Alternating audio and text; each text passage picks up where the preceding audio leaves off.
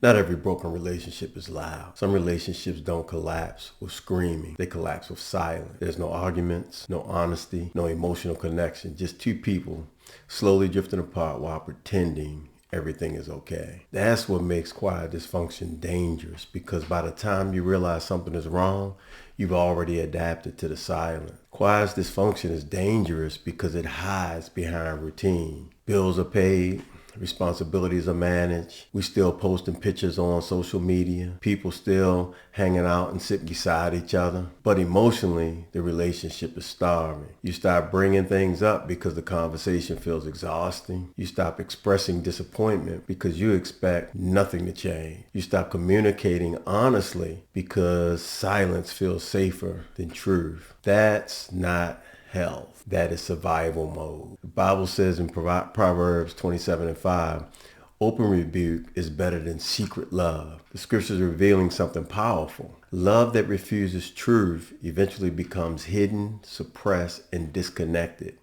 Many people think avoiding difficult conversations protects the relationship. Sometimes avoiding the conversation is the very thing destroying it, because silence creates distance, and then distance creates assumptions, and assumptions create disconnection. It's nothing worse than when you come into a scenario and the assumptions that you make begin to speak louder than the rational thoughts that you would think. And then following that, disconnection creates emotional loneliness right while you're inside of the relationship. One of the worst feelings in the world is feeling emotionally abandoned by someone who is physically present. The Bible says in Ephesians 4:25, speak the truth, each one of you, with his neighbor, for we are members one of the other. Healthy relationships require truth. No pretending, no avoidance, no emotionally hiding, because truth creates connection. Silence creates separation. Many relationships are suffering because no one is saying what actually needs to be said. So resentment grows quietly, pain grows quietly, and distance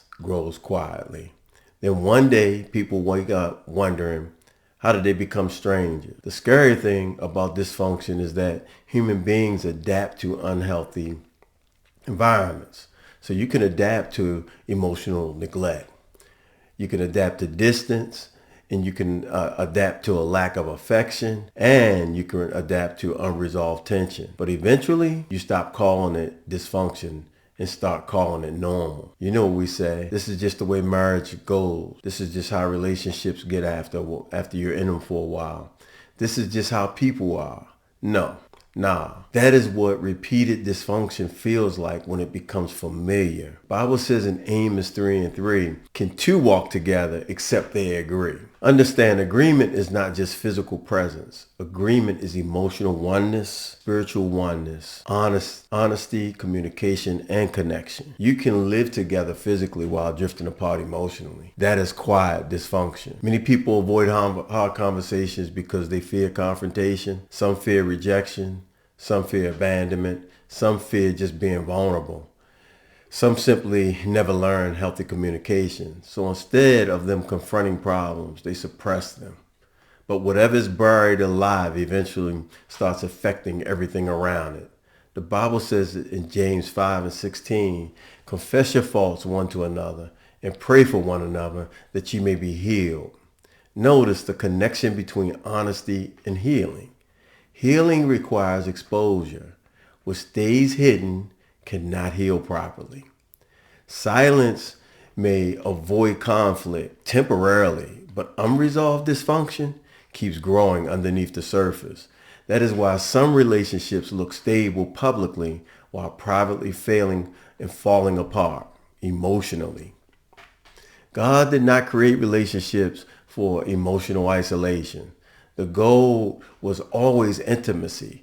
His goal was always connection, truth, and oneness. The Bible says in Genesis 2:25, and they were both naked, the man and his wife, and were not ashamed. This is deeper than physical nakedness.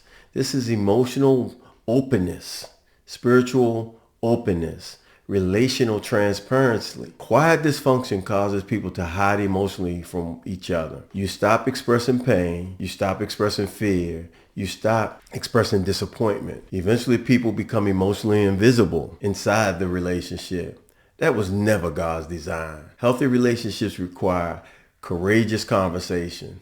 Not perfect conversation, but honest one. The Bible says in Ephesians 4:15, speaking the truth in love. Truth without love becomes harsh. Love without truth becomes dishonest. Healthy relationships require both. Somebody has to interrupt the silence. Someone has to say, we cannot keep functioning like this. We need to deal with this.